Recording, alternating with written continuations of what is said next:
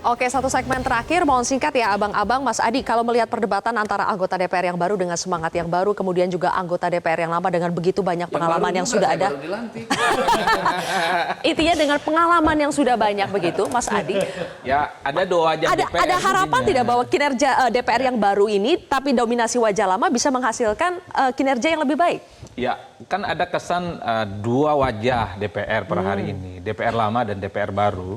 DPR lama itu sudah begitu banyak memakan asam garam kehidupan lah, yang disebut banyak realitas-realitas yang cukup kompleks. Nah, Mas Gamal ini kan datang dengan gagasan yang cukup idealis. Saya berharap begitu ya, low profit, high impact. Jadi kalau ada tunjangan-tunjangan begitu bisa dikembalikan, ini kecil nih, anggota dewan sudah kaya, biar rame kembaliin. Jangan pura-pura. Karena dulu kan ada Bang, dia terima gaji, tunjangan, dianggap kontroversi itu dikembalin. Saya kira Bang Gamal harus memulai ini nih. Jadi tunjangan DPR itu dikembalikan yang penting kinerjanya. Nanti misalnya tunjangan ini nggak terlampau penting, yang penting buat rakyat aja. Jadi karena anggota dewan biar itu low profit beneran begitu maksudnya dikembaliin duitnya. Kalau itu dimulai nggak ada soal dan nggak ada masalah bagi kita-kita. Ya, tapi kalau ini menyangkut yang tunjangan perumahan, kita harus bersikap adil juga sama yang dari daerah. Ya toh. Oke, balik lagi Mas Adi. Kita dibikin bodoh gitu. Ayo, waktu singkat Mas Adi balik lagi. Nah, ini yang saya kira. Seolah kinerja itu dengan hanya mengembalikan tunjangan, enggak begitu lah. Maksud saya begini Bang Habib, Nah, ini kan ada kawan-kawan DPR baru sekitar 45% wajah dengan saya kira dengan inovasi dan manuver-manuver baru. Jadi hal-hal yang semacam ini yang sepertinya memang harus diwujudkan dengan hal-hal yang kita sebut sebagai kerja-kerja yang nyata dan terukur. Itu saja sih ukurannya. Kayak gini Mbak, kita ini nggak pas juga mempertentangkan anggota lama dan anggota baru. Kita ingin selalu melakukan evaluasi. Ya, kami di Komisi 3 DPR RI dahulu, ya kan ya, namanya rapat dengar pendapat umum RDPU, itu rapat yang melibatkan ada orang datang ngadu dan segala macam. Kita nggak pernah ada kesimpulan yang mengikat. Ya kan ya, tapi di periode ini kami bikin RDPU yang langsung membuat kesimpulan dan mengikat dan langsung dilaksanakan.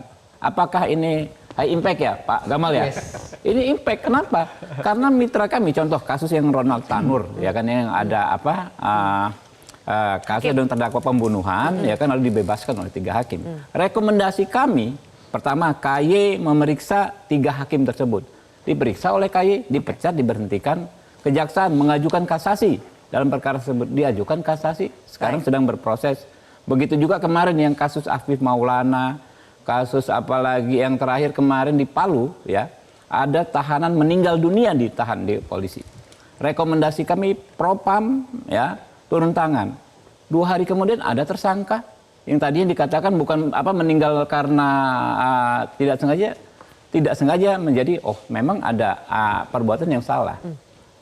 Itu impact bukan Pak Gamal yang begitu. Intinya bisa ya, high impact itu bisa. Intinya kan bisa, ini bukan persoalan nama baru. Memang kita akan terus melakukan evaluasi dalam kerja-kerja. Jadi bukan dalam konteks mengembalikan tunjangan yang nggak dianggap penting dan lain sebagainya, mengembalikan PIN dan lain.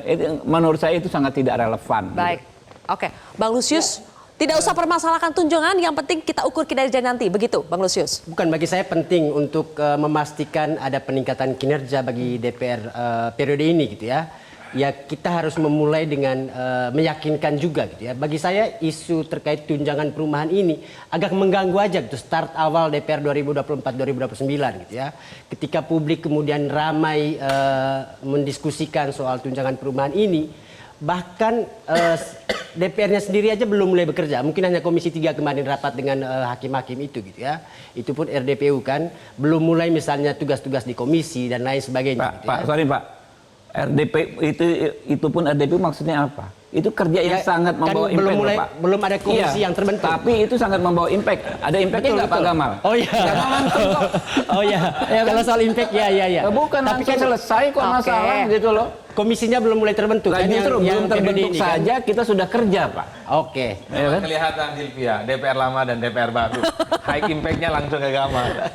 Ya jadi buat saya tuh semangat itu penting gitu ya. Memulai DPR 2024-2029 dengan fokus kemudian pada kinerja, saya kira itu bagus. Ketimbang kemudian diganti ada komisi kita udah kerja.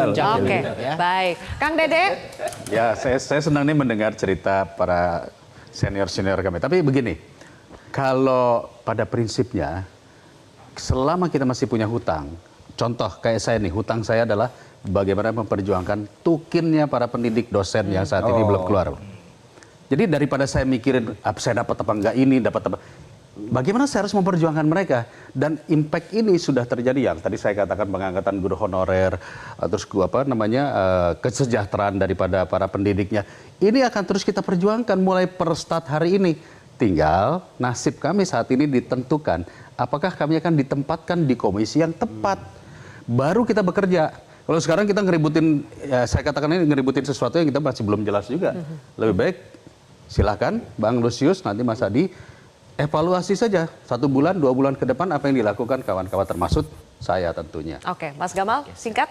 Iya, jadi tugas pertama kita memang mengubah wajah DPR ya. Dan menurut saya ada 3 hal yang bisa dilakukan. Pertama, integritas ya. Jadi masyarakat itu sekarang rindu dengan ya anggota DPR yang dengan penuh ketulusan ya, berjuang mengorbankan waktu, tenaga, pikirannya untuk bisa membantu masyarakat dan menyelesaikan hasil solusi-solusi nyata.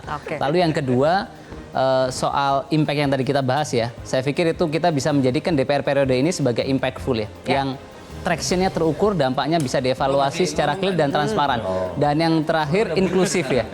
Jadi kita tidak eksklusif, tetapi menjadi anggota DPR yang inklusif. Sudah benar kan 3 poin dari Mas Gamal, Mbak Dadi? Sedikit sepakat ya? Gini aja, janganlah pertentangkan selalu DPR ya, dengan membandingkan dengan rakyat. Pertentangkanlah kita dengan lembaga negara yang setara. Itu baru asik. Dan yang kedua begini, tidak mungkin seorang anggota DPR ansih ya bisa melakukan banyak perubahan seperti yang diinginkan seluruh masyarakat di konstituen karena dibatasi oleh komisi-komisi. Tetapi sebenarnya itu tidak menghalangi. Saya anggota Komisi 6.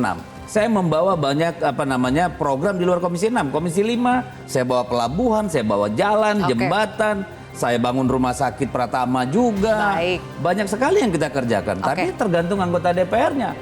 Nanti kita tunggu Bung Gamal. Iya, makanya. Terima kasih abang-abang sudah bergabung bersama kami di Kontroversi malam hari ini. Pemirsa, DPR baru, harapan baru, itulah yang kita mau, yang kita dambakan. Tapi apakah harapan ini jauh panggang dari api? Ya kita lihat saja nanti. Kontroversi akan kembali lagi minggu depan. Sampai jumpa.